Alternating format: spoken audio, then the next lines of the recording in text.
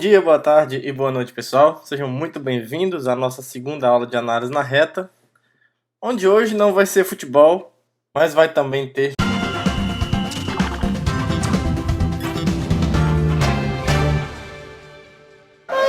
Ignorando completamente a suposta piada. Que a minha vontade era acreditar. A gente começa com uma definição, que são definições clássicas, tá? São só notações clássicas que a gente vai usar. Por exemplo, dentro dos números reais, a gente vai denotar por R+, aqueles números que são maiores do que zero. Então, esses elementos que estão em R e que são estritamente maiores do que zero vão ser denotados por R+, vão ser chamados de números reais positivos. E o R- é o conjunto formado pelos números reais que são menores do que zero, que são o que a gente chama de números reais negativos. Tudo bem? Então, aí é claro, pelo princípio de tricotomia, né, os números reais é totalmente ordenado, então, por conta disso, dado um número real qualquer, ou ele é maior que zero, ou ele é menor que zero, ou ele é o próprio zero, certo? Então, os números reais podem ser quebrados dessa forma, tudo bem? E aí a gente define o que vem a ser um intervalo. Um intervalo, ele é um subconjunto dos reais que não tem buracos. Basicamente, a ideia conceitual da definição seria essa. O conceito por trás, ou a intuição por trás da noção de intervalo é essa. É qualquer subconjunto da reta que você tenha ausência de descontinuidade, ou que você tenha ausência de um buraco lá dentro. E aí, como é que a gente expressa isso matematicamente? Bom, a maneira formal de nós expressarmos isso, uma vez que a gente tem a noção do que significa ter um número entre dois números, né, só a gente usar a ordem para isso, nós vamos dizer que um subconjunto I de R é um intervalo se ele satisfizer essa seguinte propriedade. Essa propriedade aqui, ó, é a maneira formal, digamos, a expressão formal dessa propriedade de não ter buracos. Ou seja, se isso daqui for satisfeito, se para quaisquer dois elementos nesse conjunto, toda vez que você tiver algum número real no meio desses dois elementos que estão nesse conjunto, necessariamente esse elemento do meio também tem que estar no conjunto. Não é qualquer subconjunto dos reais que é um intervalo. Por exemplo, o subconjunto dos números naturais não é um intervalo de R, né? A gente já tem meio que isso... Se a gente se atém à palavra intervalo, realmente não parece satisfazer. E essa definição não é satisfeita, ó, porque se você descreve aqui a reta real como R, só uma maneira da gente ilustrar o que está acontecendo, os números naturais ficam uma coisa assim, né? Você começa aqui do 1, depois o 2, depois o 3 e por aí vai. Aí o que acontece? Ó? Se você pegar esse número aqui no meio, o 1 sobre 2, por exemplo, olha só, digamos que esses três números fazem essa definição aqui ser furada, ou seja, ser não satisfeita, porque mesmo que o 1 e o 2 pertençam aos naturais, e esse número meio, de fato... Opa, aqui é 3 sobre 2, né, Thiago? Vamos lá, né? O 0,5 não é maior do que 1, né, gente? Pelo amor de Deus. Aqui é o 3 sobre 2, que é o 1,5. O 3 sobre 2, ele é alguém que está entre 1 e 2, certo? Porém, isso aqui não implica que 3 sobre 2 pertence aos naturais. De jeito nenhum, porque isso daqui é falso. Certo? Isso daqui é falso. Então, essa implicação é inválida. Ela é inválida. Por mais que essas duas coisas sejam verdades, o que nós temos aqui é que o 3 sobre 2 não pertence aos naturais. Então, os números naturais não satisfazem essa propriedade, o que já era meio óbvio, né? Você pegar dois números naturais e alguém no meio deles, não necessariamente esse alguém do meio vai ser um número natural também. Pode ser, pode não ser, e tem exemplos onde de fato não é. A gente acabou de dar um exemplo aqui. Na verdade, tem vários exemplos aqui no meio, né? Mais pra frente a gente vai ver que tem infinitos exemplos aqui no meio. Então, assim, para ser um intervalo, essa condição tem que ser satisfeita. Ou seja, se você pega dois elementos nesse intervalo, alguém que está entre os dois precisa também estar no intervalo. Tá? E aí, a gente define algumas notações aqui que vão ser, na verdade, os nossos intervalos. De acordo com essa definição que foi dada, a gente vai provar depois.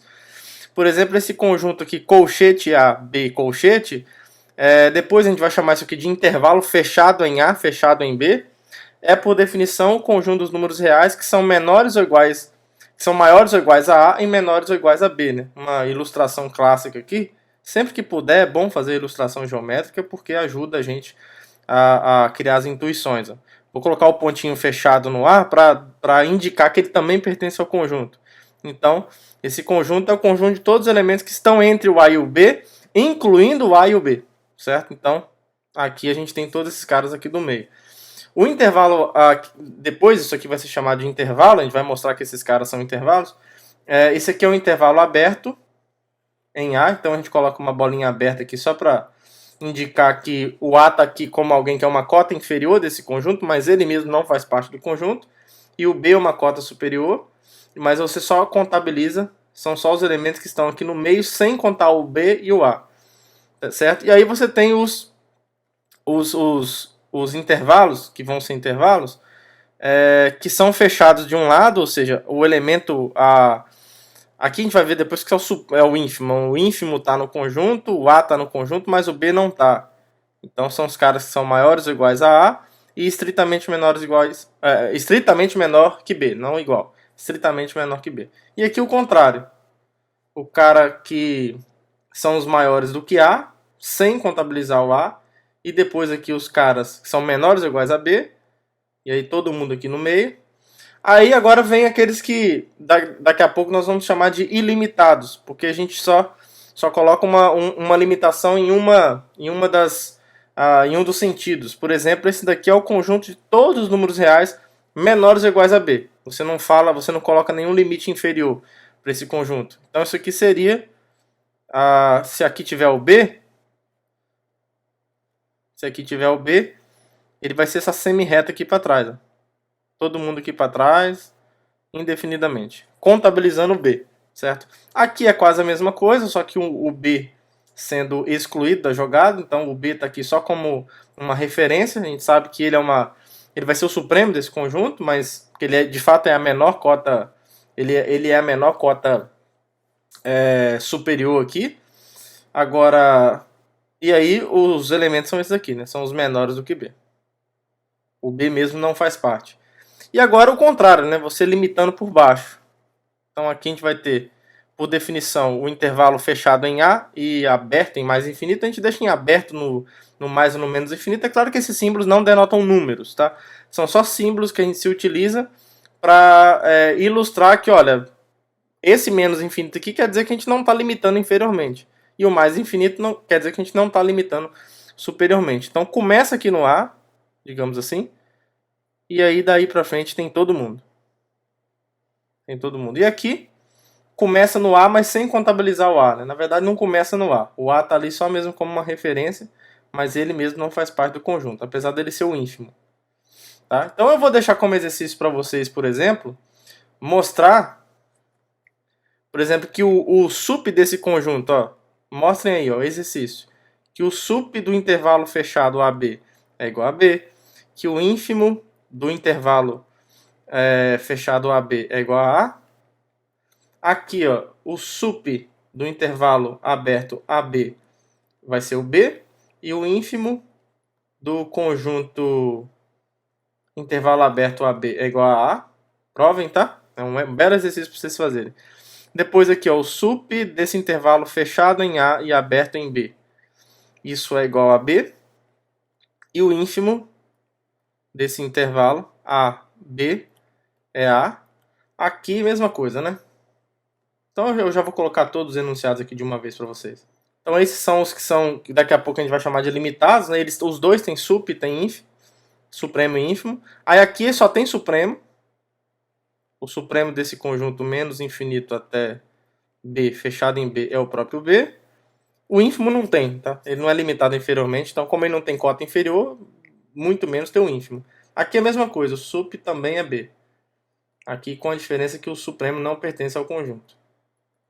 É igual a B. E aqui só tem ínfimo, porque não é limitado superiormente. Então o ínfimo do A mais infinito é igual a A. E aqui o ínfimo do intervalo aberto A mais infinito também é A. Tá? Então provem esse exercício, esses vários exercícios. Tá? Isso é muito bom, porque são exercícios que não vão demandar uma argumentação muito complexa, muito elaborada, E ainda por cima vocês vão, ao fazer esses exercícios, vocês vão ganhar familiaridade com a linguagem que nós estamos lidando aqui. E finalmente, quando você pega um intervalo menos infinito e infinito, por definição é o próprio conjunto dos reais, né? Porque aí ele não é limitado nem inferiormente, nem superiormente, então aí é todo mundo. É um intervalo também. A gente vai provar que os números reais é um exemplo clássico de conjunto, de um subconjunto que é um intervalo. Certo? Aí aqui só um comentário rápido que se esse intervalo AB, fechado em A e fechado em B, possui um único elemento, isso é equivalente a dizer que o A é igual a B, tá? É a mesma coisa. E aí nesse caso, a gente vai dizer que esse intervalo é degenerado, tá? Porque ele na verdade não gera uma coisa contínuazinha, né? Você só vai ter um pontinho ali. Então isso não é um intervalo que satisfaz a condição que nós vamos ver. Aliás, que nós definimos para que seja um intervalo, mas ele é degenerado porque ele não cumpre aquilo que a gente esperava de um intervalo de respeito mesmo. Ele é um degenerado. Seu monstro! Psicopata! Então, por isso que a gente vai chamar ele de... ele degenera num ponto. Tá? Então, os intervalos mais interessantes vão ser aqueles que não são degenerados. Aí é claro também que dependendo da escolha desses A e B aqui, ó, pode ser que isso daqui seja vazio. Por exemplo, se você pegar, sei lá, o A maior que o B. Por exemplo, se o A for 2 e o B for 1, não tem como ter alguém aqui no meio, porque se tiver alguém, ó, por exemplo, se o A é maior que B, ó, vou explicar isso para vocês aqui, depois eu vou deixar o resto como exercício. Ó. Se A é maior que B, então, por exemplo, isso implica que esse intervalo é vazio. Por que ele é vazio? Porque, olha só, se ele não for vazio, se AB faz por absurdo, ou contrapositiva, se AB é diferente de vazio, então existe um X aqui, né? Esse camarada. Certo? Agora, se existe um x aqui, ó, em particular vai acontecer isso. Ó. O x é maior ou igual a A e o x é menor ou igual a B. Aí, por transitividade, você conclui que o A, em particular, é menor ou igual a B. Certo? Então, ó. Mas aí você chega numa contradição, que você supôs que o A é maior que B. Então, isso é um absurdo. Tá? Então, essa é a implicação que foi provada. E a volta também é clara. A volta é imediato. Tá? A volta, você consegue provar que são si somente si, na verdade. Se esse intervalo é vazio, isso acontece somente se o A é maior que B. Provem essa volta, tá? Vou deixar como exercício para vocês. Outra coisa que vocês podem provar também é a mesma coisa, só que trocando os caras de posição aqui, ó. Por exemplo, o A é maior que B. Se e somente se, vamos ver aqui, ó, esse intervalo aqui é vazio. Certo? E aí os outros casos também, tá bom? Aí vocês podem provar os outros casos também, intervalo aberto. O intervalo aberto, para que você tenha ele não vazio, é necessário que o A seja menor que B, né? Porque se o A for igual a B também, não rola, porque você não vai ter alguém entre o A e o A. Isso não é possível. Tá? Então, em geral, quando a gente usa essas notações, a gente já vai trabalhar com o caso em que o A é menor que B. Não precisa exigir isso na definição. Mas vai ser o caso onde esses intervalos aí vão dar alguma coisa interessante para ser trabalhado, tá bom? Então a gente vai dizer que um intervalo ele é degenerado quando ele tem um ponto só. Então toda vez que a gente falar de um intervalo que é não degenerado, a gente está dizendo de um intervalo que tem mais de um ponto. Tá? Então observe o seguinte, dizer que esse intervalo aqui, ó, como é que a gente prova essa afirmação que eu fiz aqui? Ó?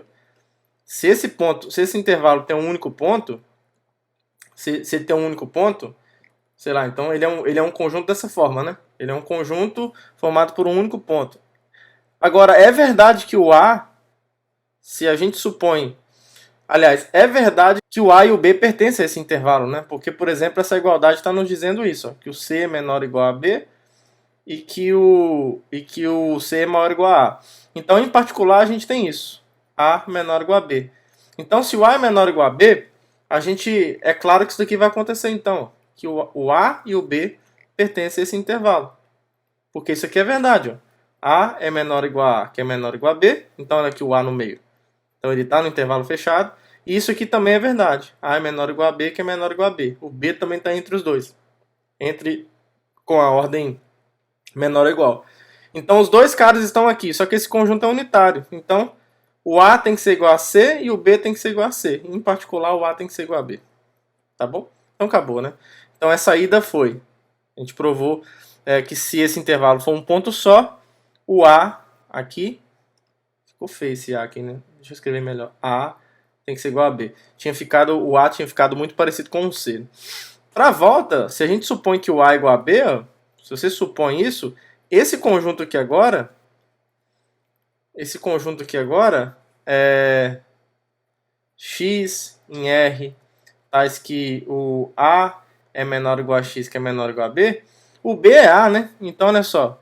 Vão ser os elementos que são números reais, que são maiores do que ou iguais a A e menores do que ou iguais a A. Então, se um número é maior ou igual a A e menor ou igual a A, ele é o próprio A, certo? Que também é o próprio B, porque os dois são iguais. Então, se o A for igual a B, de fato, esse intervalo fechado tem um único ponto. Tá? Aí não é difícil você provar, por exemplo, que se o A for igual a B, o intervalo aberto AB é vazio. Então, eu vou deixar esses casos... que não são tão interessantes, tá? Não são casos que a gente vai trabalhar muito. Mas que para você exercitar aí essas definições, vale a pena, especialmente se for a primeira vez que você estiver estudando isso. Tá? E aí a principal proposição dessa parte é a seguinte, olha. A gente definiu o que significa o conceito de intervalo dentro dos números reais, como sendo um conjunto que não admite buracos, né? Ou seja, um conjunto que se eu tiver um elemento entre dois elementos do conjunto I, esse do meio tem que estar também. É assim que a gente definiu um intervalo. E aí essa proposição basicamente é a gente provar que um subconjunto de R ser um intervalo é equivalente a ele ser um desses conjuntos aqui que a gente enunciou. Ele tem que estar necessariamente em um desses formatos.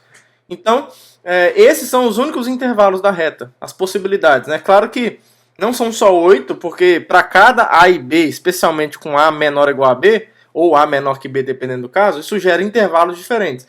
Mas o ponto é que qualquer intervalo está em um desses 8 formatos. Aliás, 9, né? Porque tem esse final aqui que é o conjunto dos reais. Tá? Então a gente vai provar esse resultado.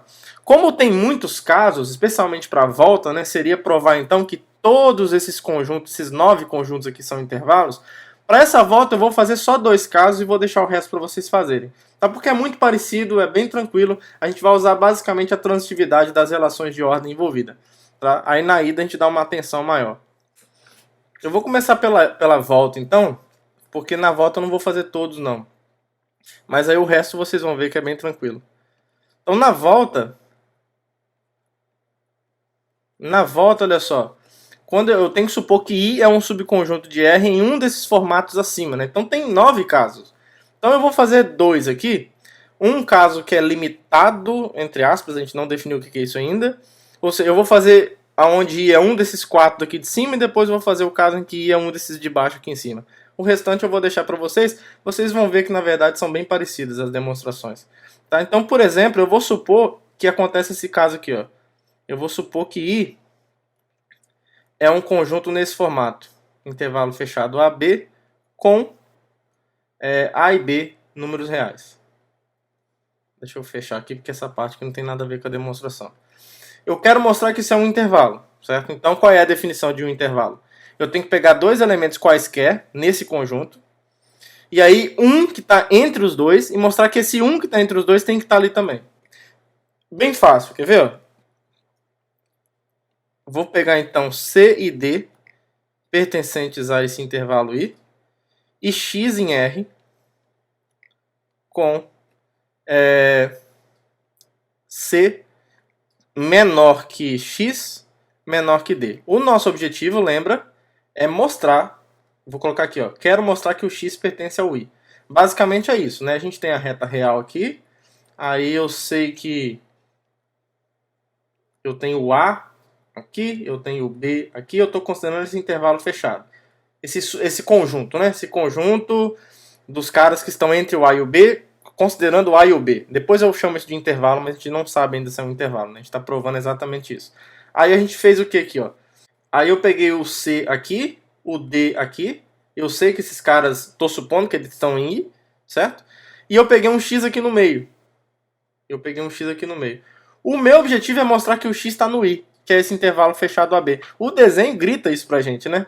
O desenho, olha só, o X está à esquerda do B e à direita do A. Então é muito razoável imaginar que esse X vai estar aqui no meio também. Só que assim, não é o desenho que vai provar as coisas. Mas a gente pode se inspirar no desenho, na ilustração geométrica, para ver se isso nos ajuda a formular uma demonstração formal. E aí vai ficar simples agora, porque eu quero mostrar que o x pertence ao i, né? Só que nesse caso o i é esse intervalo fechado AB. Então eu sei exatamente o que eu preciso provar. Eu tenho que mostrar que o x é maior do que ou igual a A e menor do que ou igual a B. Mas agora vai ficar fácil por transitividade. Porque olha só, como isso daqui acontece, ó, como C pertence ao AB, ao intervalo AB, o C e o D, né? Como C e D estão aqui, eu sei por definição desse conjunto que isso daqui acontece. Ó. Então, o C está entre o A e o B, com menor ou igual, e o D também. O A é menor ou igual a D, que é menor ou igual a B. Então, em particular, ó, a gente tem isso, ó. A gente tem uma sequência de ordens aqui. Algumas com a ordem menor ou igual e a outra com a estrita. A gente tem, por exemplo, aqui, ó, o A é menor ou igual a C, que é menor que X, e aqui o X é menor que o D, e eu sei que é menor ou igual a B. Então, por exemplo, por transitividade da relação de ordem, quando eu tenho a ordem estrita e a ordem a menor ou igual, eu consigo concluir disso. Isso daqui, ó, me diz... Isso é uma das propriedades que eu coloquei lá atrás, tá? Na primeira aula. Se eu não me engano, uma das propriedades que eu enunciei lá é essa. Assim, se eu não enunciei, vale, tá? Porque são tantos resultados lá que eu enunciei que eu não lembro agora se eu coloquei. Mas isso aqui vale, tá? Só para lembrar, a ordem que a gente define nos reais satisfaz isso aqui, ó. Como em qualquer anel ordenado, não é exclusividade do R, não. Se x é menor do que ou igual a y e y é menor que z, então, de fato, x é menor que z. Aí a mesma coisa, isso aqui também, ó, x menor que y e menor ou igual a z, a conclusão é a mesma, x é menor que z. Você pode concluir com a ordem estrita, não apenas com a ordem menor ou igual. Então é isso que a gente está usando aqui. Ó. Isso daqui me diz que o A é menor que o x. Aqui eu nem vou precisar também, né? Porque eu só quero mostrar que o x está no intervalo fechado. Mas tudo bem. Isso aqui meio que já prova por causa do intervalo aberto também. O x é maior que o A e aqui é a mesma coisa. O x vai ser menor que o B. Então, em particular, isso aqui vale. Se vale a ordem estrita, vale a ordem menor ou igual. Certo? Então, isso aqui, por definição, me diz que o x está aqui, no intervalo fechado AB, que é justamente o intervalo I. Então, era isso que eu queria provar, né? Olha aqui. Ó. Eu queria provar que o x pertence a I.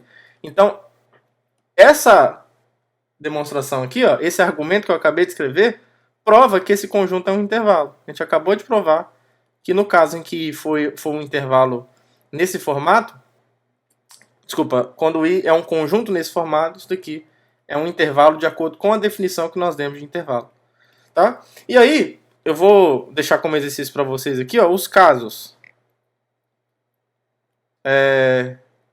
A fechado em A, aberto em B, aberto em A, fechado em B, e aberto nos dois lados, são análogos, tá? Então vou deixar como exercício para vocês. Façam, tá? Se você nunca fez isso na vida, essa é a hora de você fazer. Exercício. Eu vou deixar aqui como exercício por dois motivos, porque isso é bom para vocês exercitarem, como o próprio nome diz, e em segundo lugar, para a gente ser um pouco mais pragmático aqui na gravação e o vídeo não ficar gigantesco. Agora eu vou fazer um outro caso aqui. Eu vou escolher um desses casos aqui de baixo. Vamos pegar esse daqui, ó, em que o i é um intervalo desse tipo aqui. Então vamos supor, e aí os outros eu vou deixar como exercício, que o i é desse formato, menos infinito e aberto em B, com B real. Então, de novo, o que a gente precisa fazer para provar que isso é um intervalo? Eu tenho que pegar, então, dois elementos quaisquer ali, C e D pertencente a I, e x é um número real, tá? Esse x que eu pego é um número real, não é em i. Porque senão você não tá verificando se qualquer número real ali no meio tá no intervalo. Então você tem que pegar um número real qualquer entre dois caras do candidato ao intervalo e verificar se esse x está nesse candidato ao intervalo. Então com c menor que x menor que d. Então o cenário aqui agora é esse. Ó. A gente tem, só para ilustrar aqui, para a gente olhar bonitinho, esse B eu vou colocar aqui em cima e eu estou considerando todo esse trecho aqui. Ó. Então o que está de branco aqui é uma ilustração do intervalo. Aqui que nós pegamos aqui, ó. A gente pegou dois elementos quaisquer, C e D, desse candidato a intervalo, e pegamos um x aqui no meio. O nosso objetivo é mostrar que o x está nesse intervalo. O desenho sugere, grita e que pra gente que isso acontece, né? Agora, o que significa mostrar isso? Eu quero mostrar isso, que o x pertence a i, que é precisamente o menos infinito b. Então essa é a pergunta, eu quero provar isso. Bom, nesse caso, mostrar isso, eu só tenho que verificar que o x é menor que b. Só isso. Tá? E aqui vai ser bem fácil, a gente usa uma transitividade rápida, porque eu já tenho essa desigualdade aqui, ó. Eu nem vou precisar dessa outra aqui. Eu já tenho isso. Para eu concluir que o x é menor que o b, basta eu saber que o d é menor que o b. Só que isso acontece porque o d foi tomado no i, né, que é esse conjunto.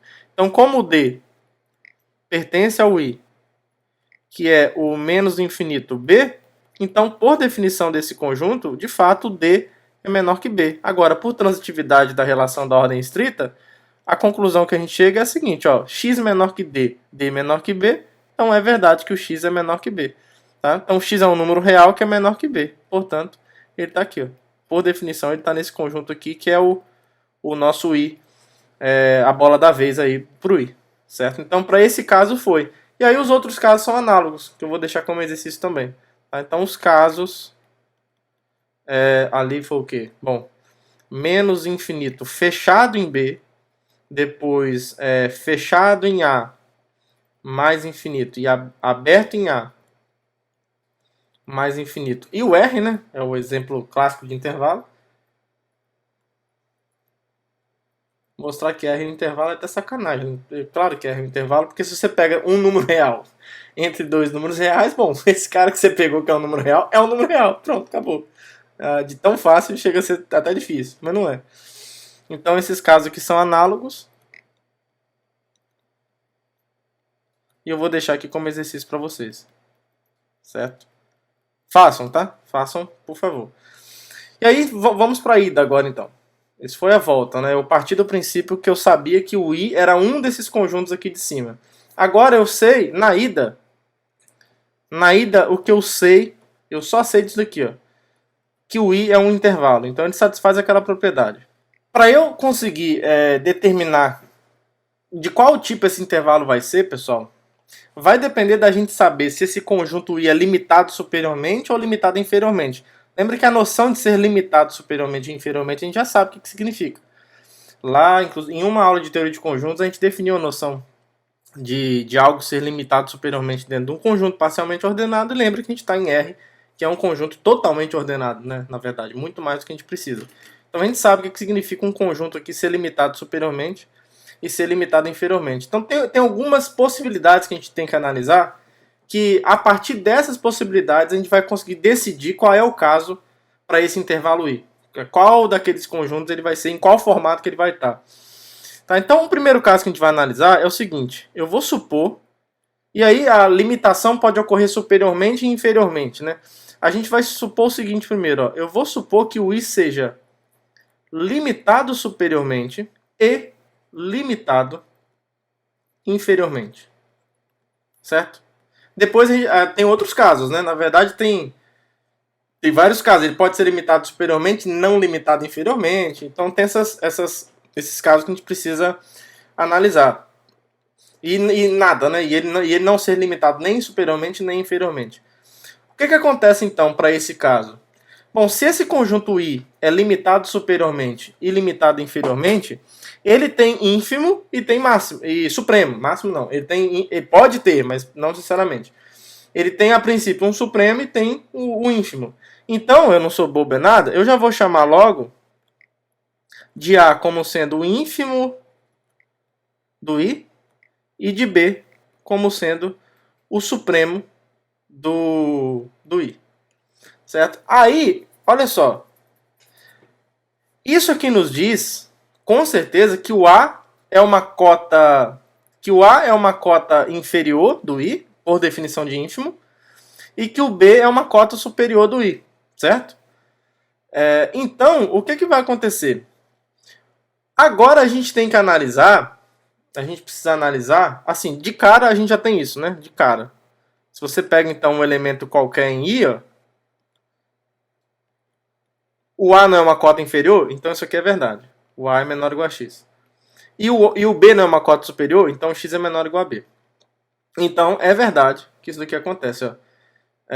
Se você... Bom, isso daqui, por definição, está me dizendo que o x está no intervalo fechado AB. Então, a conclusão que a gente chega é que, independente de qualquer caso, esse I é um subconjunto do intervalo fechado AB. Que agora a gente já sabe que é um intervalo, né? Pela volta que nós acabamos de provar. Aí agora a gente vai mostrar que tem 4 opções para esse I. Ou ele é esse intervalo fechado todo, fechado em A, fechado em B, ou ele é o aberto em A, fechado em B, ou ele é fechado em A, aberto em B, ou ele é aberto nos dois. Tá? Então tem 4 chances aí. E aí o que vai determinar o que vai determinar essa chance vai ser as 4 possibilidades que a gente tem sobre esses ínfimos, e esse ínfimo e o supremo pertencer ou não ao conjunto I. Porque pode acontecer do ínfimo e do supremo não pertencer ao conjunto. Certo? Aqui a gente, no exercício que eu deixei aqui para vocês, por exemplo, aqui, ó, no caso do aberto, né? Aqui, ó, o supremo do AB é o B, mas o B não está nesse conjunto. O B não está no intervalo aberto A e aberto em B. Ele não é menor que... B não é menor que B, né? Então, tem essas possibilidades. Pode ser que esteja, pode ser que não esteja. Então, assim, a gente tem 4 possibilidades aqui. O primeiro caso, a gente pode supor A pertencente ao I e o B pertence ao I. Vamos supor que essas duas coisas acontecem. Nesse caso, a gente consegue provar que vai valer a igualdade, que o I é justamente um intervalo fechado AB. E aí a gente usa a propriedade do intervalo, porque eu já tenho essa inclusão aqui em cima, né? Agora, olha só o que acontece. Eu quero provar essa outra inclusão. Eu já sei que o I está contido nesse intervalo. Agora eu quero provar que esse intervalo fechado em A, fechado em B está contido em I. Mas agora ficou fácil. Afirmo para vocês que nesse caso... Deixa eu pegar uma outra corzinha aqui, ó. O I, nesse caso, então, o I é um intervalo fechado em A, fechado em B. De fato, essa inclusão aqui nós já temos. Ok. Essa outra inclusão aqui, ó, como é que a gente faz? Se você pegar aqui um X que está no AB arbitrário, para a gente poder usar a definição de intervalo, esse X tem que ser menor que B e maior que A, né? Então, para que a gente verifique em qualquer caso, para que a gente conclua que o X pertence ao I, a gente vai dividir em 2 casos primeiro. Olha, se o X está aqui, no conjunto AB, ou seja, se ele é o A ou o B, se ele é um dos dois, então o X pertence ao I. Porque a gente está debaixo dessa hipótese. Porque eu sei que o A e o B pertencem ao I. Eu estou debaixo dessa hipótese aqui, tá vendo? Aqui o A pertence ao I e o B pertence ao I. Então, se o X é igual a A ou B, então o X pertence a I. Então, para essa hipótese, eu consigo concluir o que eu quero. Então, a gente pode supor que o X é diferente do A e é diferente do B, que é equivalente a dizer que o X não pertence a esse conjunto, certo? Agora, como eu peguei o X aqui no intervalo fechado AB, eu tenho isso, ó. O A é menor ou igual a X, que é menor ou igual a B a princípio. Só que eu estou supondo agora que eu tenho uma diferença entre o A e o X e o B e o X. Então, o que a gente tem é a desigualdade estrita. Se A é menor ou igual a X e são diferentes, é porque é menor. Então, o A é menor que X e o X é menor que B, pela mesma razão. E aí eu uso o fato de eu estar no intervalo. Olha, esses 2 elementos estão em I, por hipótese. E mais, e o I é um intervalo. Então, como? Agora eu tenho isso como uma hipótese. Como o I é um intervalo, e A e B pertencem a I, então o X pertence a I. Que era o que eu queria provar. Certo? Então, isso que nós fizemos aqui, ó, prova essa inclusão. Então, essa igualdade está demonstrada. Tá? Então, isso aqui fecha a demonstração dessa outra inclusão. Nós pegamos um elemento qualquer nesse intervalo fechado e provamos que ele está em I. Tá? Seja lá qual for o caso. Então, no caso em que o A pertence a I e o B pertence a I, o que a gente consegue provar é que o I está em um daqueles formatos. E ele é justamente um intervalo fechado AB, onde o A é o ínfimo de I e o B é o supremo desse intervalo. O segundo caso é o seguinte. Ó. Agora, a outra possibilidade. Um dos dois não está. Bom, por exemplo, vamos supor que o A não pertence ao I e o B pertence ao I. Certo? Então, nesse caso, o que a gente tem é o seguinte, olha. Como o I está contido no intervalo fechado AB e o A não pertence ao I, isso aqui é verdade. Então, vale essa inclusão. Ó. O I está contido no conjunto AB menos o conjunto que tem só o A, certo? Porque todo elemento de I está no intervalo fechado AB e todo elemento de I é diferente de A. Claro, porque o A não pertence a I. Se você tem algum elemento em I que é o A, então esse elemento de I que é o A faria com que você provasse que o A pertence ao I. Aqui a gente está usando esse exercício aqui, ó, um resultado, na verdade, que eu posso deixar como exercício para vocês, se vocês nunca viram na vida. Se você tem dois conjuntos quaisquer, A dentro do X, e um elemento Y, que não pertence ao A, então isso aqui segue. O A, então, além de estar contido em X, está contido no X menos o Y. É bem tranquilo, porque todo elemento de A está em X. Agora, você tem que mostrar que esse elemento A que você tomou arbitrário, bom, isso está em X. E por que ele não está no conjunto Y? Se ele tiver, ó, você faz um absurdo rápido aqui. Ó. Se o A pertence a esse conjunto Y, esse conjunto só tem o Y, né? Então isso implica que o A é igual a Y. E como você tomou esse A em A e o Y é igual a A, então o Y vai pertencer ao A também. Só que olha aqui, ó, contradiz a sua hipótese que você fez aqui. Tá bom? Então, é isso que a gente está usando aqui. E aí é claro que esse conjunto aqui, AB menos A, é justamente esse, né? Você está tirando daquele intervalo que é fechado em A e fechado em B, você está tirando o A. Então isso aqui é exatamente esse conjunto. Não é? Se você quiser fazer rapidinho aqui, ó, se o X está em AB menos A, isso é equivalente a dizer que o X é menor ou igual a B, que é maior ou igual a A, e o X é diferente do A, certo? Já que ele não é o A. Agora, isso aqui é equivalente a dizer, então, que se o A é menor ou igual a X e o X é diferente de A, isso é equivalente a dizer que o A é menor que X. E ele é menor ou igual a B, isso aí continua. E isso daqui é equivalente a dizer que o X pertence ao intervalo aberto em A e fechado em B, certo? Então, chegamos nisso. Então, o I está contido aqui, ó, nesse intervalo aberto em A e fechado em B, certo? Vou deixar entre parênteses aqui a demonstração disso, certo? Aqui em vermelho é a demonstração dessa igualdade. E aí eu afirmo para vocês que o que acontece é isso nesse caso, ó.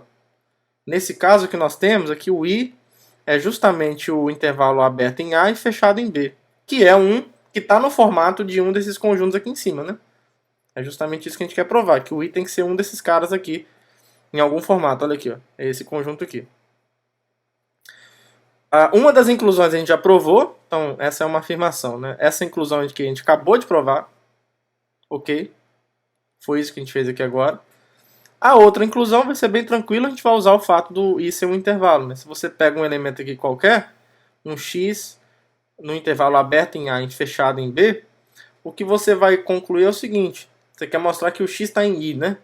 Você tem isso, ó. Então o A é menor que X, que é menor ou igual a B. Aqui, diferente do caso anterior, eu só sei que o B pertence ao I, né? O A não pertence. Então não dá para eu usar a definição de intervalo com esse A aqui. Não dá. A gente não consegue fazer isso. Aqui eu acho que a gente tem que dividir em um caso também, porque eu quero tirar esse B da jogada. Porque o B eu posso usar que ele está em I na hora de usar a hipótese ser um intervalo. Então só rapidinho aqui, ó, se o X for igual a B, então X pertence a I, né? É um caso trivial. Então a gente pode supor, deixa eu abrir um espacinho aqui, ó. Suponha que o X é diferente de B. Agora sim, nesse caso então a gente pode fazer isso daqui, ó. Pronto. Assim, o A é menor que X e é menor que B. Só que a gente tem ainda a gente tem um empecilho para usar. Porque antes eu já sabia que o A e o B pertencem ao I. Como o I é um intervalo, esse cara do meio tem que estar também. Só que agora eu não sei se o A não está em I. Eu sei disso, ele não está. Então eu só sei que o B está em I. Então eu tenho que encontrar alguém aqui entre o A e o X que esteja no intervalo I para que eu possa aplicar a definição de intervalo. A ideia, pessoal, é o seguinte, toda vez que você tem uma desigualdade estrita, é muito fácil você encontrar um exemplo de um cara que está aqui no meio entre os dois. É um exercício que eu vou deixar para vocês, mas que a gente vai usar muito. É isso daqui, ó. Exercício. Sejam A e B pertencentes a R com A menor que B. Essas letras A e B que eu estou usando aqui não simbolizam a mesma coisa daqui de trás não, tá? Aqui pensa num enunciado em separado. Então, ó, se você tomar esse número aqui, ó, tome C como sendo, a ideia é a seguinte, é você pegar a média aritmética dos caras. Quando você pega aqui na reta real, você pega o A aqui, você pega o B. A ideia desse C é você pegar o cara que está aqui no meio. Como é que você encontra alguém que está no meio entre dois caras que estão separados, né? Que um é menor, estritamente menor que o outro. É só você pegar a média aritmética. A mais B sobre 2. Esse número aqui satisfaz. Deixa eu escrever assim, para o enunciado ficar melhor. Então, esse número C satisfaz isso daqui, ó. C é maior do que A e C é menor do que B. Aí, se você não conseguir fazer exercício, aí você assiste esse próximo minuto. É muito fácil. Porque olha só, como é que você prova, por exemplo, que o C é menor que B? C é A mais B sobre 2. E você sabe que o A é menor que B, né? Então é só você usar a compatibilidade com a adição. Então, se A mais B... Se A é menor que B, então o A aqui é menor que B. Então você coloca ele aqui e o resto você coloca igualzinho. Mais B sobre 2. Pronto. Já que o A é menor que B, então se você somar o B em ambos os lados, continua com a ordem estrita. Se você multiplica por meio em ambos os lados, é positivo. Então também mantém a ordem estrita. Então isso aqui é 2B sobre 2, que é igual a B. Então olha aqui, ó. O C é menor, né? Aqui, ó. É o menor do que o B. E aqui também a mesma coisa. C, que é A mais B sobre 2. Agora você usa a compatibilidade usando o fato de que o B é maior que o A. Aqui você usou que o A é menor que B em uma das parcelas. Nessa primeira parcela. Agora você usa na segunda parcela. Isso aqui então é maior do que A mais A sobre 2. Só estou usando a compatibilidade tanto da adição quanto da multiplicação. Isso aqui então é 2A sobre 2, que é A. Certo? Então o C, da mesma forma, é maior do que o A. Tá? Então é sempre possível encontrar alguém no meio. E é isso que a gente vai fazer aqui então. Tome C como sendo a média aritmética entre o A e o X. Que o A mais X sobre 2. Então isso aqui é verdade. Assim, é verdade que o A é menor que C, certo? Que é menor que X. Aí agora a gente vai usar o fato de que, assim, porque esse C aqui eu ainda não garanto que ele está no intervalo I, né? Não sabe disso ainda. Eu sei que ele está entre o A e o X, mas eu não sei se ele está no intervalo I. Exatamente porque eu não sei que o intervalo I é exatamente esse conjunto. É o que eu quero provar. Mas olha só, o que acontece? Esse C é maior do que o ínfimo do I. Então se o C... Lembra que o ínfimo é a maior cota inferior. Se ele é a maior cota inferior, qualquer outro cara que é maior do que esse ínfimo não pode ser cota inferior mais. Tá? Então olha só, isso aqui implica em particular que o ínfimo do I, que é o A, olha aqui, ó, lembra aqui em cima, aqui, o A foi tomado como ínfimo do I. O ínfimo do I é menor do que o C. Então isso nos diz que C não é cota inferior de I. Porque o ínfimo é a maior cota inferior. Qualquer coisa que é maior que ele já não é cota inferior mais.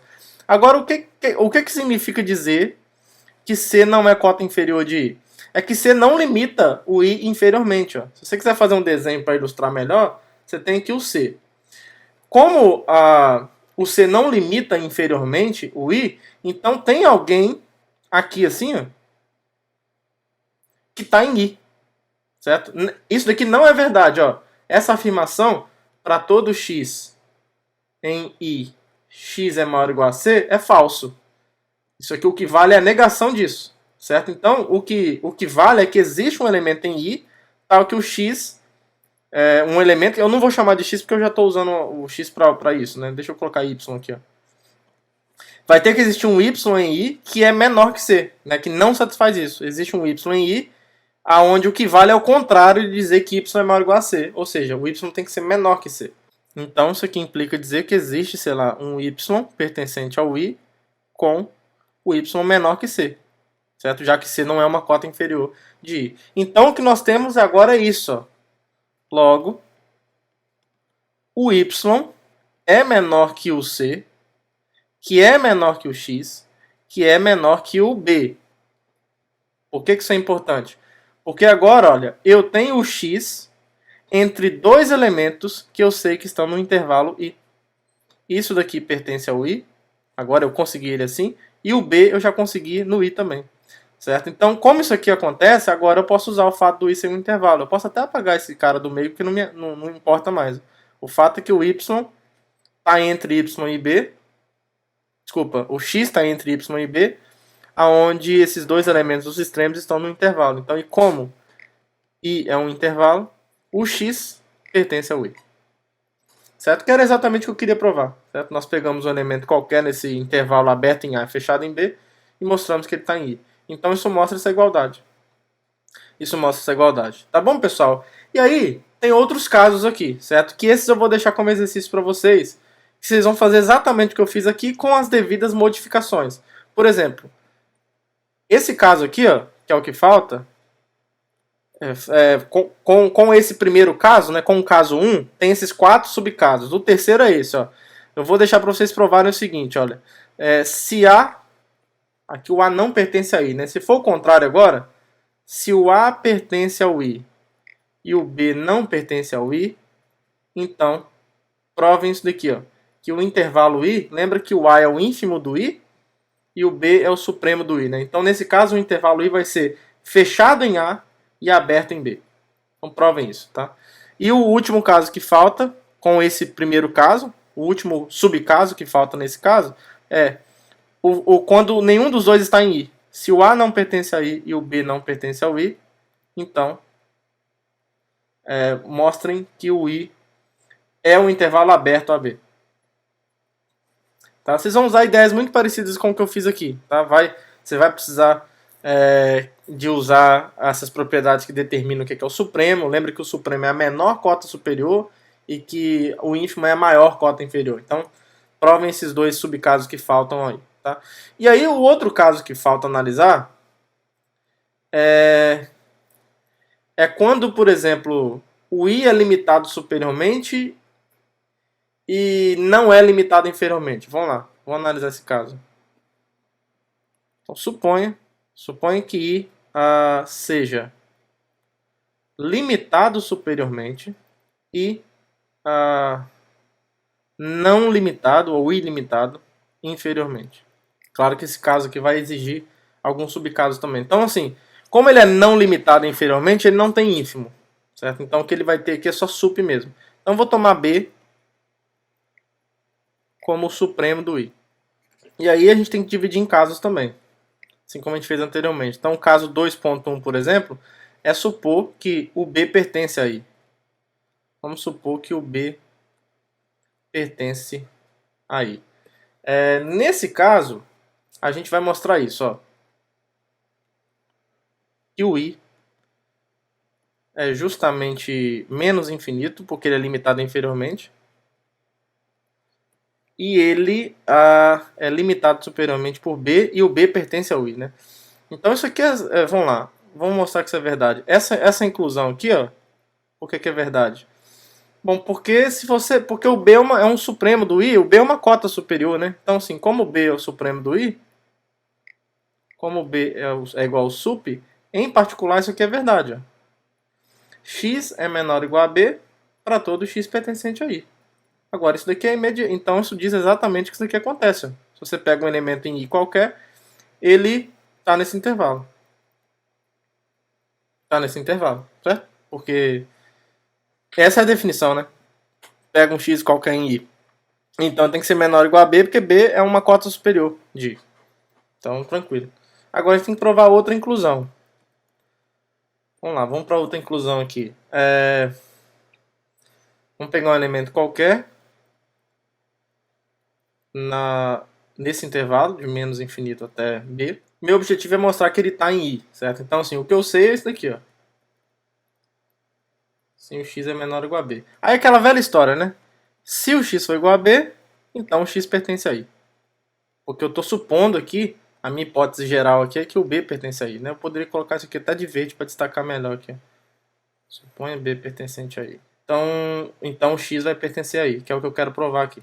Então a gente pode supor o outro caso agora. Suponha complementarmente que o x é diferente de b, então daí o x é menor que b. E aí lembra, pessoal, que se eu quero mostrar que o x está no i, a única maneira que eu tenho agora de provar isso é eu tenho que colocar ele entre dois elementos que estão em i. Olha, o b está em i. Eu sei disso, e o x é menor que ele. Eu preciso de alguém aqui embaixo agora, que o x é maior do que ele, e eu sei que ele seja um elemento do i também. E aí a gente usa a hipótese que a gente tem que o i não é limitado inferiormente. Certo? Então, por exemplo, como o i não é limitado inferiormente, então o x não é cota inferior de i, né? Então x não é cota inferior de i. E aí, se o x não é cota inferior do i, é porque então existe um, que eu vou chamar de c aqui, um c pertencente a i com c menor que x, né? Eu consigo alguém menor do que x, já que o x não é cota inferior. Então, olha só a conclusão que a gente chega. O x, bonitinho aqui, ó, tá entre o b e o c, aonde esse cara aqui pertence a i e esse aqui também pertence a i. Opa, então i é um intervalo. Como i é um intervalo, então o x pertence a i, que era o que eu queria provar. Beleza? Então isso resolve esse caso, né? O caso... Então, só para organizar, a gente provou então essa outra inclusão. Provamos essa inclusão. Então, de fato, provamos que no caso em que nesse subcaso, o i é esse intervalo de menos infinito fechado em b. Tá? Agora tem o segundo subcaso aqui, a segunda possibilidade que se abre, é esse b não pertencer ao i. Né? Então vamos supor, lembrando que o b é o supremo, b não pertence ao i. Nesse caso a gente vai provar que na verdade então o i é esse conjunto aqui. Ó. É o conjunto aberto em menos infinito e aberto em b. Vamos lá, essa primeira inclusão. Como é que a gente prova isso? Bom, o fato é o seguinte, ó, se você pega um x em i qualquer, eu tenho que mostrar que o x é menor que b, né? Bom, como o b é o supremo do i, então isso aqui é verdade. Ó.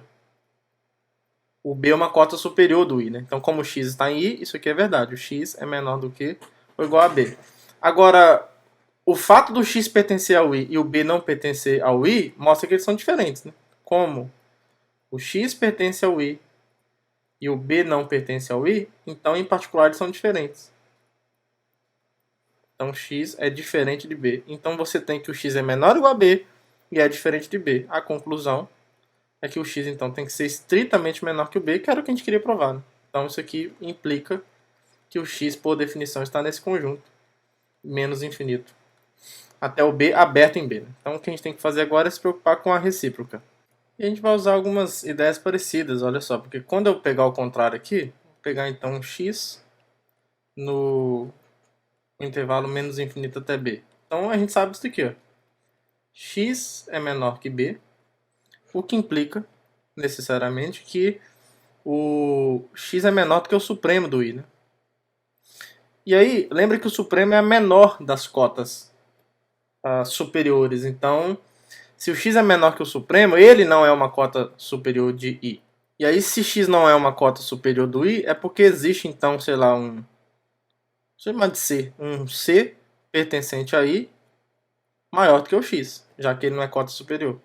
Então, x menor que c, que é a mesma coisa que dizer que o c é maior que o x. Então, eu consegui alguém que está acima do x, que está no i. Agora, eu tenho que conseguir alguém que está embaixo.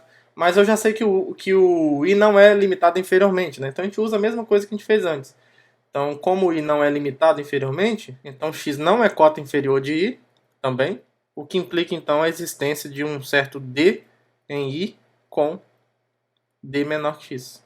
Então, o cenário que nós temos agora é o x está entre C e D, aonde, olha, esse camarada aqui pertence ao i e esse camarada aqui pertence ao i. Então, como o i é um intervalo, a gente conclui o que a gente precisa. Então, como o i é um intervalo, então x pertence a i. Certo, pessoal? Então, concluímos a demonstração dessa outra inclusão. o que encerra a demonstração dessa igualdade. Tá? Então esse caso 2 foi completamente estudado. Tá bom? E aí tem o caso em que o I é limitado inferiormente e não limitado superiormente, você faz de um jeito bem análogo. Eu não vou escrever todos os detalhes não, mas eu vou dizer exatamente o que vocês têm que fazer aqui. Ó. O terceiro caso que se apresenta é o seguinte. Ó. Vamos supor que o I, a gente supôs antes que o I era limitado superiormente. Então agora eu vou supor que ele não é limitado superiormente, mas é limitado inferiormente. Aí como é que você vai proceder nesse caso? Eu vou dizer exatamente o que vocês têm que fazer, aí vocês vão fazer coisas bem análogas ao que eu fiz aqui nesse segundo caso. Nesse terceiro caso, como você tem limite inferior, né? Você tem uma limitação inferior, mas não tem limitação superior, o que você tem agora é só ínfimo. Antes você tinha só supremo. Então você toma o A como sendo o ínfimo do I, e aí dois subcasos vão brotar aqui. Ó. O que você vai fazer em cada um dos subcasos? Você vai mostrar que se esse A pertence ao I, ou seja, se o ínfimo do conjunto está no conjunto, está no intervalo, então você mostra que o I é exatamente esse intervalo que vai de A até mais infinito. Se o A não pertence ao I, você prova então que o que acontece é o seguinte. O I é um intervalo aberto em A, indo até mais infinito. Tá? Todos os números maiores do que A. Tá? Então isso completa esse terceiro caso. Vou deixar aqui como exercício para vocês. E aí tem um último caso, que é o seguinte. A gente analisou o caso em que o I é limitado superiormente e inferiormente. O caso é que ele é limitado superiormente, não é inferiormente, e o contrário, que é esse terceiro. E aí tem um caso em que ele não é limitado nem inferiormente, nem superiormente. Certo? Nesse caso, a gente prova, então, que o I é todo o conjunto dos números reais. Qualquer intervalo que não é limitado nem superiormente nem inferiormente, necessariamente tem que ser todo o conjunto dos números reais. Certo? Aí é claro que você já tem essa inclusão, né? Essa daqui já vem de graça, né? Claro que o I está contido em E. Você está trabalhando com um subconjunto de E. Então isso aqui é óbvio. É imediato. Agora, como é que você mostra que qualquer número real está dentro do intervalo I? Bom, pega um número real qualquer. Um número real qualquer. Por hipótese, o I não é limitado nem inferiormente nem superiormente. Então isso aqui me diz que x não é nem cota inferior e nem cota superior. Então x não é nem cota inferior e nem cota superior de I, certo? Agora, do fato dele não ser cota inferior, tem alguém que é menor que ele. Então, necessariamente precisa existir um C no intervalo com C menor que X. E do fato do X não ser cota superior, tem que ter alguém no intervalo maior do que ele. Então tem que existir alguém no intervalo I maior do que X. Maior do que X. Então o que você tem aqui no fim das contas? Você tem C menor que D. Opa! Não está errado, mas não é isso que eu preciso. Você tem C menor que X menor que D, aonde, mesma coisa que a gente vem usando direto aqui, ó. O C foi tomado em I e o D foi tomado em I também. Como I é um intervalo, acabou. Então X pertence a I. Tá? Então isso fecha a demonstração dessa inclusão, fecha a demonstração dessa igualdade. E aí então nós vimos as 9 possibilidades que existem, né? Acho que são 9, porque olha só recapitulando, nesse primeiro caso, em que o conjunto é limitado superiormente e inferiormente, a gente tem 4 subcasos, ó, 1, 2, 3 e 4. Lembra que esses casos aqui eu deixei como exercício para vocês. Então 4. Depois esse caso 2 abre 2 subcasos, então temos 6 subcasos no total até agora. Depois o caso 3 abre mais 2 subcasos, então de 6 temos 8 subcasos. E aí o último caso é o caso em que o I não é limitado nem inferiormente nem superiormente. Temos o nono caso, que é o caso em que o intervalo é a reta toda. E observe que aqui a gente tem exatamente 9, né? Tivemos 9 subcasos ali, de fato a gente tem 9 formatos distintos para as possibilidades de um intervalo da reta. Tá? Então isso fecha a demonstração dessa proposição. Deixa eu colocar o enunciado dela aqui. Então dizer que um subconjunto da reta é um intervalo é equivalente a dizer que ele é em um dos formatos, em um desses 9 formatos apresentados aqui em cima. E aí lembrem de fazer os casos que eu deixei como exercício. E aí alguns conceitos geométricos bem importantes surgem aqui dentro de análise, até mesmo para que a gente possa explorar na hora de a gente argumentar nas demonstrações, ter algumas intuições geométricas ajudam muito. Não para demonstrar, mas que a gente possa ser inspirado a escrever demonstrações que são motivadas por sentimentos geométricos e por sensações intuitivas que nos deem boas razões para acreditar que um resultado é verdade primeiro, e aí nos atrevemos a demonstrar, e a demonstração ser guiada por uma intuição que ajude a escrever e modelar ou elaborar o argumento formal. Tá? Então, uma noção muito importante é a distância entre dois números, que a gente pode usar o valor absoluto para isso. Né? O valor absoluto da diferença de dois números reais é o que a gente chama de distância, certo? É o que a gente chama de distância entre dois números. Se você tem uma reta, aliás, se você tem a reta real, aqui, se você quer medir a distância entre esse número A e esse número B, se você já souber previamente que o A é menor que B, você pega a diferença, né? Mas pode acontecer de você, sei lá, de você pegar o A menos B e aqui o desenho sugere que o A é menor que B. Então, para não ficar se preocupando qual que é maior, qual que é o menor, você pega o módulo. Pronto, o módulo entre A menos B, é o módulo da diferença entre A e B, expressa exatamente esse tamanho aqui, ó. Esse tamanho vermelho, esse tamanho desse segmento de reta é expresso pelo módulo do cara. Tá? E aí é claro que o módulo vai ser zero só se os caras são iguais, né? Porque isso já é uma condição que o módulo em qualquer anel ordenado satisfaz. Né? O módulo de um número é zero somente se o próprio número é zero. Então dizer, por exemplo, que a distância entre dois números é igual a zero é dizer que esses dois números são iguais. Tá? E aí, essa proposição aqui é só uma reescrita de um resultado que nós vimos, que eu apresentei para vocês na primeira aula. Só que aqui a gente reescreve com a linguagem de distância, porque isso vai nos ajudar muito depois a falar da noção de convergência. Por exemplo, a gente vai usar muito essa noção, né, de que à medida que um número se aproxima do outro, como é que a gente usa as ferramentas formais para viabilizar uma descrição precisa disso? É por meio da distância de dois números. E aí, por exemplo, dizer, aqui já indo para o enunciado da proposição, dizer que a distância entre dois números é menor ou igual a um certo delta é a mesma coisa que dizer que esse valor x, está nesse intervalo fechado. Tá? A ideia geométrica aqui é o seguinte, é como se você enxergasse esse intervalo, que depois a gente vai chamar o intervalo aberto aqui de intervalo aberto com centro em A em raio delta, é porque é basicamente isso. Ó. Esse intervalo aqui de cima, se você coloca o número A aqui e o delta expressa um tamanho, no caso em que o delta for maior que zero, o intervalo A menos delta e A mais delta vai ser isso daqui. Ó. A menos delta, A mais delta, onde o delta é esse tamanho aqui. Ó. Supondo que o delta seja maior que zero. E aí você dizer que um número x, um certo número x está aqui nesse intervalo, é a mesma coisa que dizer que a distância desse número aqui até o A, essa distância não ultrapassa esse delta, que seria o raio desse intervalo centrado no A. Tá bom? Então, dizer que a distância de x menos A, aliás, a distância de x até A, é no máximo delta, podendo ser o delta, ou seja, menor ou igual a delta, é equivalente a dizer que o x está nesse intervalo fechado, A menos delta, A mais delta, que pode ser visualizado dessa forma.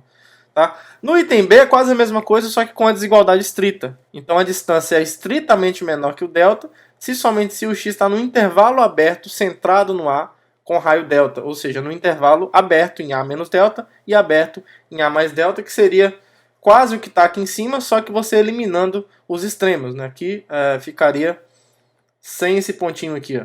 Deixa eu colocar uma borracha aqui. Sem esse ponto e sem esse ponto, certo? Só mesmo os caras... Deixa eu colocar uma bolinha aberta assim. Pronto, são os caras que a distância a distância de x até o A é estritamente menor que o delta. Tá? Então não pode ser o A menos delta e nem o A mais delta. Tem que ser aqui desse lado tem que estar mais para a direita e aqui desse lado, aliás, aqui tem que estar mais para a esquerda e aqui tem que estar um pouquinho mais para a direita. Tá? Então isso aqui vai ser importantíssimo para a gente. E aí a demonstração é bem simples, porque a gente usa já um resultado que nós que eu enunciei para vocês, que valem em qualquer anel ordenado. Então aqui a gente vai usar sem medo de ser feliz. Por exemplo, no item A, como é que você prova essa equivalência? A gente vai até escrever uma equivalência direto aqui. Não vou provar a ida e a volta. A gente já prova de uma vez. Porque dizer que isso aqui acontece, dizer que o módulo de um número real é menor ou igual a delta, lembra? Na última aula, um dos resultados que eu enunciei para vocês é o seguinte, olha, dizer que o módulo de um número é menor ou igual a um outro, é dizer que esse número que está dentro do módulo, então x menos a, ele é maior ou igual a menos esse número que está aqui, e menor ou igual ao próprio número, delta, certo? Aí, isso daqui é equivalente ao seguinte, usando o fato de que a gente pode jogar os caras para o outro lado de inequações, que também valem em qualquer anel ordenado, essas propriedades todas eu elenquei na última aula, justamente para a gente poder usar agora nessa parte e ser feliz. Então, esse menos A nessa desigualdade vem para o outro lado como A menos delta e vai sobrar só o x, certo? E aqui nessa desigualdade, esse menos A pode ser jogado para o outro lado, vai ficar A mais delta e o x sozinho no meio. Então, x é menor ou igual ao A mais delta. Certo? E isso aqui, pelo que nós vimos, pela definição de intervalo fechado nas extremidades, é equivalente a dizer que o x está no intervalo fechado em A menos delta, fechado em A mais delta, certo? E o item B é a mesma coisa, tá? Isso que nós fizemos aqui, isso que nós pode fazer o seguinte aqui, ó, isso que nós fizemos para desigualdade sem ser estrita, né? Para desigualdade menor ou igual, a gente pode repetir para desigualdade estrita. Valem os resultados análogos aqui, porque a gente vai usar resultados que nós já foi enunciado. Dizer que isso daqui é menor que delta é dizer que esse número dentro do módulo está entre o menos delta e o delta, sem contar as extremidades. Aí agora você usa as mesmas propriedades que também vale para o menor estrito. Então você pode tirar o menor estrito, você pode tirar o igual daqui, e a conclusão aqui, já que você viu que o x está entre o A menos delta e o A mais delta estritamente, então isso é equivalente a dizer que o x está no intervalo aberto, centrado em A e raio delta. Tá? Então é uma proposição que agora ficou fácil, porque a gente já está partindo de alguns resultados que nós já sabemos, de anéis ordenados, e R é um anel ordenado, nós já vimos isso, e isso vai ajudar a gente bastante no futuro a falar de algumas noções, para falar da noção de convergência, para dar precisão a falas do tipo, à medida que um número se aproxima do outro, né? Essa fala ainda é um pouco vaga. A gente quer dar um sentido preciso para isso, especialmente quando a gente fala de sequências. Então, essas propriedades aqui vão ser importantes, a gente vai usar isso que não vai nem perceber mais. Então, por isso que é importante registrar esses resultados, fixar bem eles na nossa memória, na nossa mente, para que quando for precisar usar, ele já está correndo na veia e você não vai ter nenhum problema. Bom, agora a gente fala de conjuntos limitados. A gente sabe o que significa um conjunto ser limitado inferiormente e superiormente. E aí a gente vai dizer que um subconjunto da reta é limitado, sem nenhum adjetivo depois, se ele for limitado inferiormente e superiormente. Né? Porque assim, seguindo a nossa ideia intuitiva daquilo que significa um conjunto ser limitado, né, que ele não se estende indefinidamente para um dos lados da reta, ele ter só uma limitação superior e não ter inferior, não nos permite concluir intuitivamente, por exemplo, que essa coisa está limitada. Por exemplo, esse conjunto, se você pensar no conjunto no intervalo aberto 1 até mais infinito, entendendo limitação como aquilo que não se expande, né, indefinidamente, tentando usar esses termos de maneira no senso comum, esse intervalo não é limitado. Você até tem uma limitação inferior, mas aqui para frente ele vai indefinidamente, então não tem limitação nisso, né?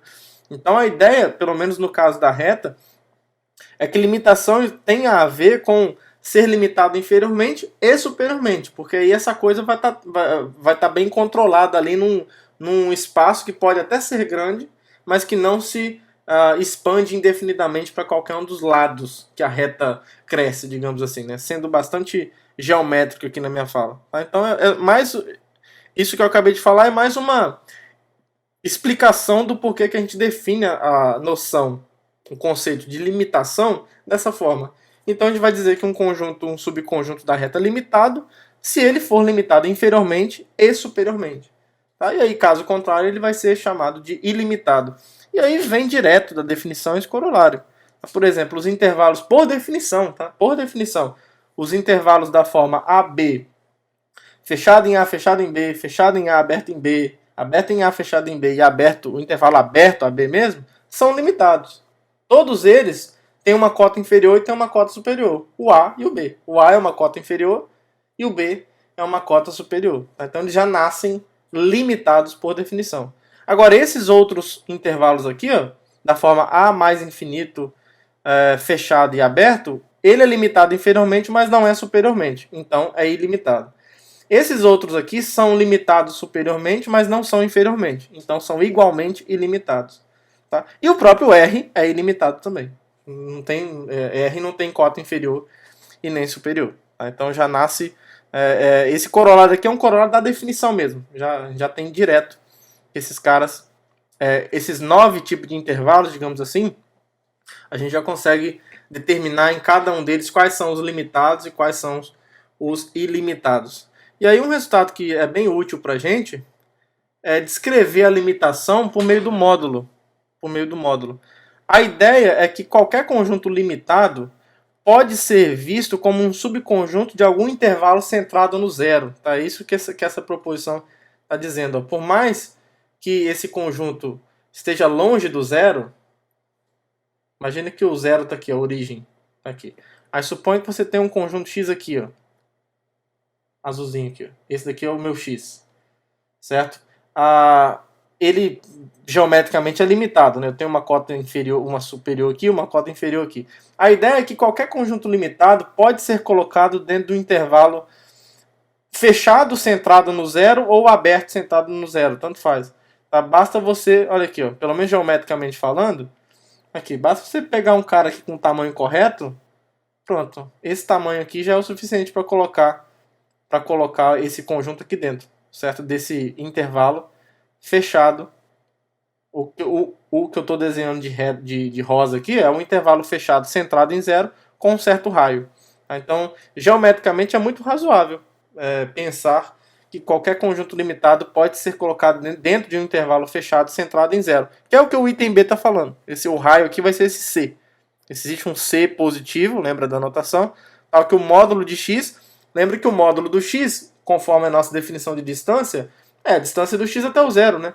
Módulo de x é o módulo de x menos zero. Então, o módulo de um número sempre representa a distância dele até a origem. Até o número zero, nesse caso, né? A gente tem o nosso ser geométrico aqui, é unidimensional. Então, vai existir mesmo um C com um tamanho suficiente para que dentro desse intervalo fechado centrado em zero, a gente tenha o x completamente dentro dele. E a gente pode querer trabalhar no intervalo aberto, ao invés de intervalo fechado, dependendo do contexto onde a gente for trabalhar, o intervalo aberto vai ser melhor, por questões técnicas que no futuro a gente vai entender melhor por quê. Mas não tem problema, é só você escolher aqui um tamanhozinho um pouquinho maior, se precisar, para você tirar a extremidade, certo? Para você não remover a extremidade de x se for o caso. Então você pega um pouquinho maior aqui, ó, pronto. Geometricamente você vai ter um D, um raio D aqui, aonde nesse intervalo aberto aqui, ó, você consegue o x todo ali dentro. É claro que esse desenho não prova absolutamente nada. Eu só estou dando aqui uma ilustração para, assim, geometricamente é fácil de se convencer que esse resultado é verdadeiro. Que a limitação tem a ver com a existência desses caras. Mas a gente prova bonitinho agora assim, ó. Vamos provar então. Como é uma sequência de afirmações equivalentes, a gente faz aquele ciclo de implicações para que a gente chegue na equivalência. Né? Então aqui a gente vai supor que aliás, a gente vai supor que o x é limitado e a gente quer encontrar esse b aí. Lembra que esse x aqui no desenho, o desenho sugere que ele seja um intervalo, mas não precisa ser, tá? O x ele pode ter umas quebras assim, não tem problema. Deixa eu colocar da cor que estava aqui, ó. Ele pode ser um não intervalo, ele pode ter buracos. Tá? Ele pode ter mais de uma... No futuro, falando de topologia, ele pode ter mais de uma componente conexa. Ele pode ser quebrado em vários pedacinhos. O ponto é que é possível cercar ele. Como ele é limitado, por mais que ele tenha buracos, a gente vai conseguir... Ele vai ter um supremo, ele vai ter um ínfimo, então a gente consegue encaixar ele dentro de uma coisa que é limitada. Tá? Então ele não precisa ser um intervalo, não. O x não precisa ser um intervalo para que esse resultado seja verdadeiro, não. O resultado é mais geral. Então, se eu suponho que o x é limitado, por definição, qualquer conjunto limitado tem um supremo e tem um ínfimo, certo? Então, a gente pode tomar x como... Opa! Que x? Tome A como sendo o ínfimo de x e o B como sendo o supremo. Por mais que x não seja um intervalo, ele está dentro de um intervalo. Basicamente é isso. Tá? Porque se o A é um supremo de x, o que acontece? Ó? Se o A é um ínfimo de x, isso daqui, o A é uma cota inferior, e se B é um supremo, B é uma cota superior. Então isso aqui é verdade, né? O x está contido em AB. Não estou dizendo que x é igual a esse intervalo, nem estou dizendo que x é um intervalo. Estou dizendo que, de fato, esse x está dentro desse intervalo AB. Agora, olhando, se eu conseguir colocar esse intervalo AB dentro de uma coisa desse tipo, o x vai entrar também em particular. Certo? Então, como é que a gente encontra esse raio aqui? Ó? Vamos para o desenho primeiro. Vamos supor que o meu problema seja encontrar esse raio para o intervalo AB. O zero está aqui em algum lugar. O meu desenho vai sugerir que esses dois números são positivos, mas não precisa ser. Tá? Então, vou colocar aqui ó, o intervalo A, B aqui. Ó. Como é que eu encontro esse raio bonitinho?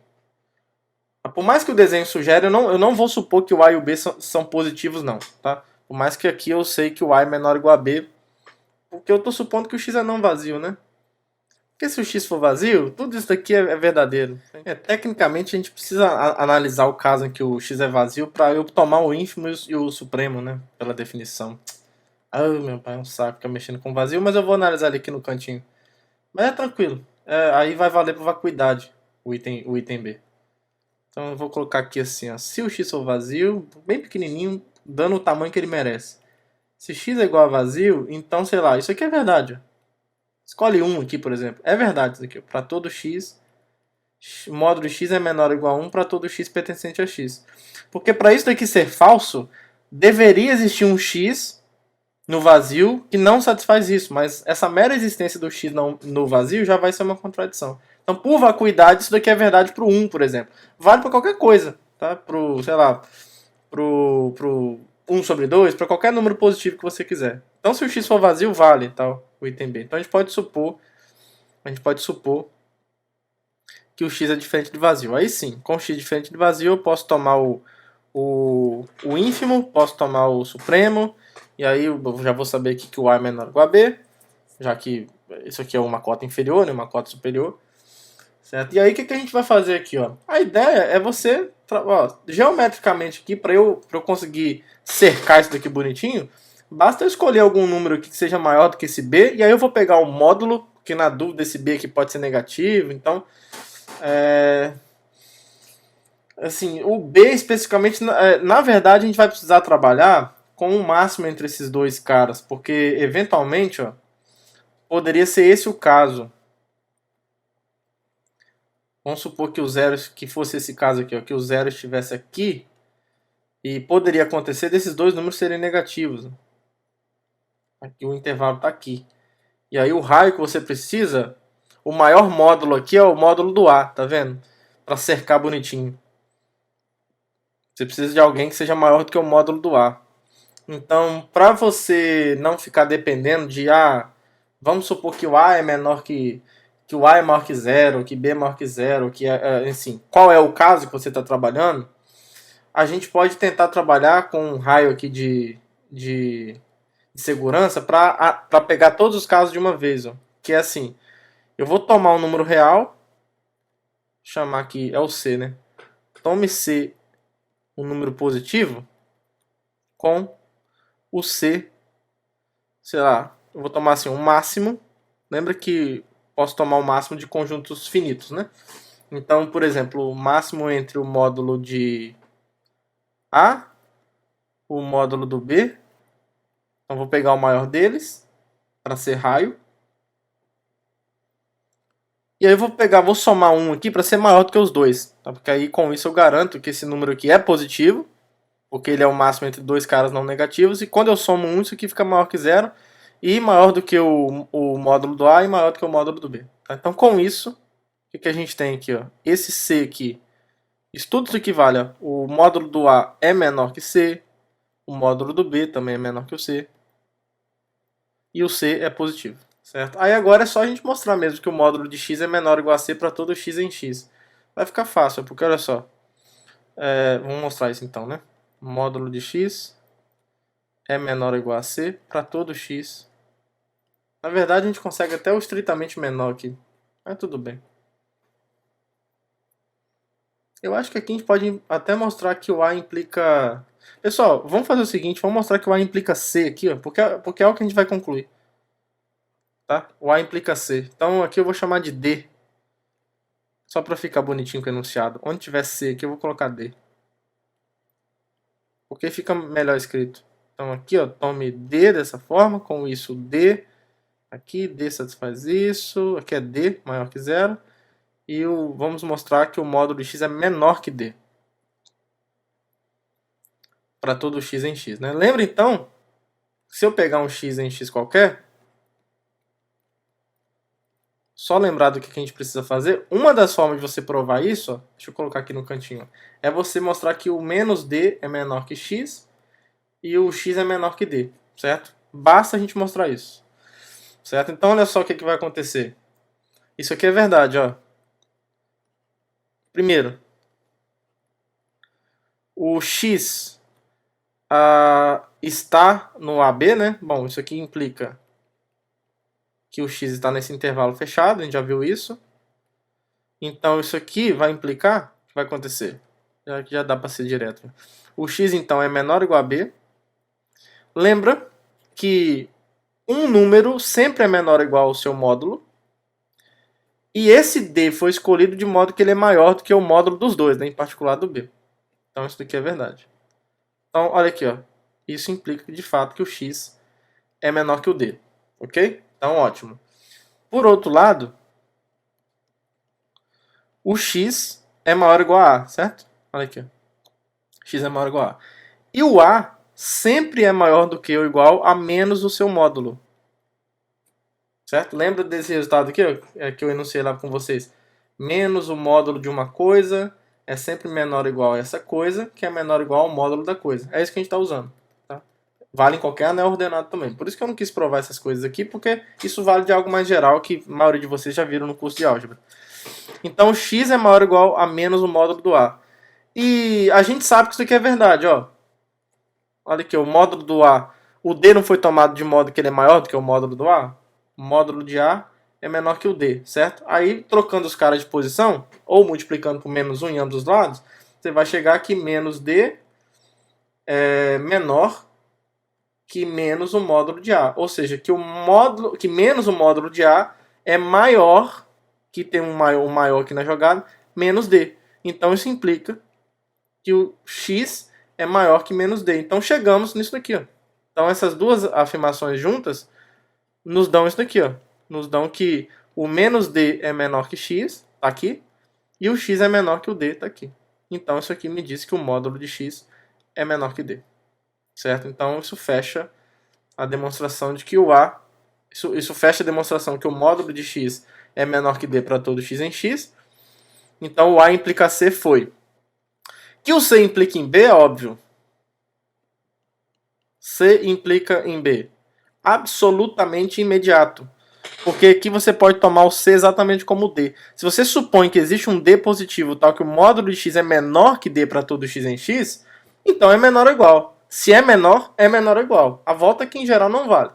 Mas se é menor ou igual. Então, para a implicação C implica B, basta você tomar esse C do enunciado de B como esse D que você tem por hipótese do C. Tá? Então é absolutamente imediato que o C implica em B.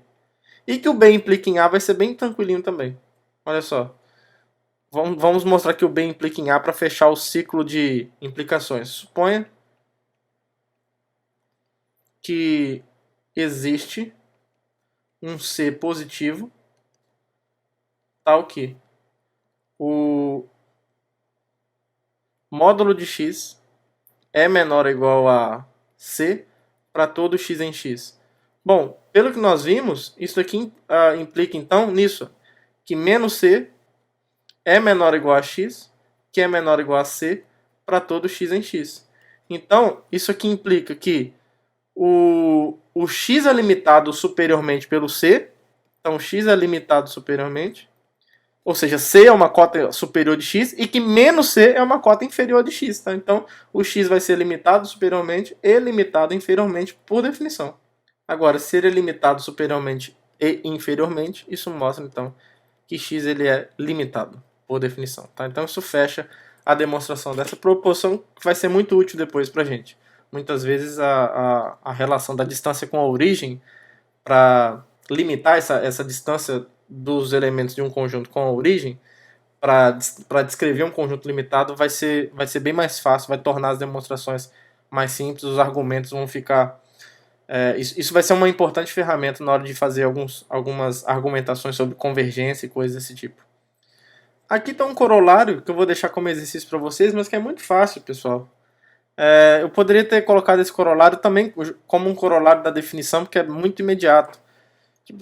Basicamente diz o seguinte, olha, se você tem dois subconjuntos dos números reais, e y é um subconjunto de x, então o subconjunto herda todas as propriedades de limitação do conjunto que é maior, digamos assim. Ou seja, se o x é limitado superiormente e o y é um subconjunto de x, então o y também tem que ser limitado superiormente. A mesma coisa para ser limitado inferiormente e a mesma coisa para limitado. Tá? Então é muito tranquilo. Muito tranquilo. Por exemplo, se x tem uma cota superior, essa cota superior de x, esse número real que é uma cota superior de x, vai ser uma cota superior de y também.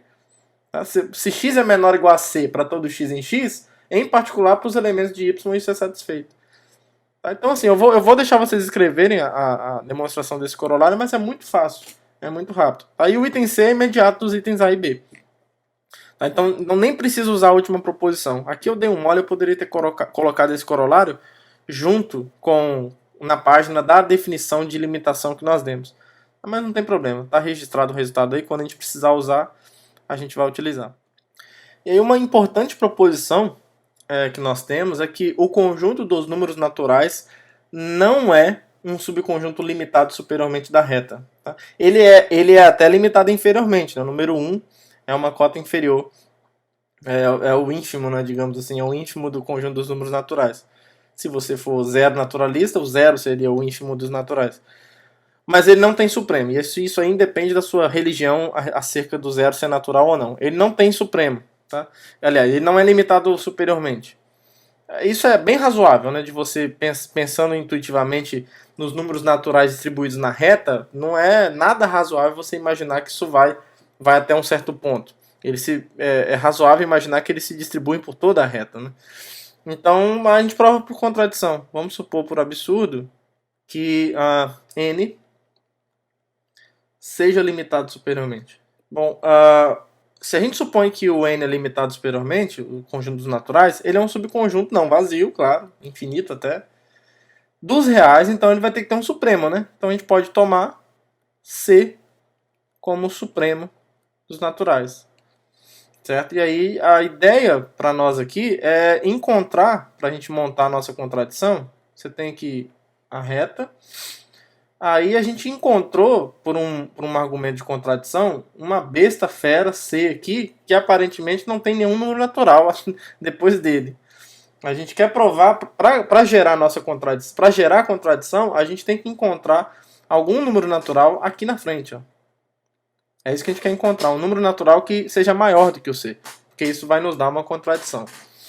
E a ideia para nós fazermos isso é o seguinte, olha, se o C é um número natural, se o C é o supremo dos naturais, ele é a menor cota superior. Então se você olhar para o C-1, que está mais ou menos por aqui, depois do C-1 tem que ter um número natural então. Isso daqui não é cota superior, certo? Então aqui, ó, tem que ter necessariamente um número natural que eu vou denotar por n. Certo? Então, por quê? Porque o C-1 é menor que C, certo? Menos 1 é menor que 0. Então, como C-1 é menor do que C, que é o supremo dos naturais, então C-1 não é cota superior dos naturais, certo? E aí, então, se ele não é cota superior, tem algum número natural que é maior que ele. Então, quando você pegar o C-1, então vai ter que existir um n natural, tal que o C-1 é menor que n. Mas o seu objetivo não é encontrar aqui um número natural que é maior que o C? Bom, olha aqui, ó. Se C menos 1 é menor que N, se você pega esse menos 1 e joga para o outro lado, vai ficar N mais 1. E se N é um número natural, N mais 1 é um número natural também. Aí você vai ter encontrado, então, um número natural que é maior que C. Isso vai nos dar uma contradição. Certo? Então, olha só a conclusão que nós vamos chegar. Assim, C é menor do que N mais 1. E como N mais 1 pertence aos naturais, então N mais 1 tem que ser menor ou igual a C. Tem que ser menor ou igual ao supremo, né? Tem que ser menor ou igual ao supremo dos naturais, que por um acaso é o C. Então N mais 1 vai ser menor ou igual a C. Então olha só, você tem duas informações conflitantes aqui. Por um lado o C é menor que o N mais 1, mas por outro lado o N mais 1 que é menor ou igual a C. Isso aqui é um absurdo. E esse absurdo veio de supor que o conjunto dos números naturais é limitado superiormente. Tá? Então ele não é. Então ele se distribui indefinidamente, limitado superiormente. Né? Então ele é ilimitado superiormente. Em particular, ele é ilimitado, porque para ser limitado teria que ser dos dois, nos dois sentidos. E aí, em particular, o conjunto dos números inteiros e dos racionais também são ilimitados, até usando esse corolário, porque eles contêm um conjunto limitado.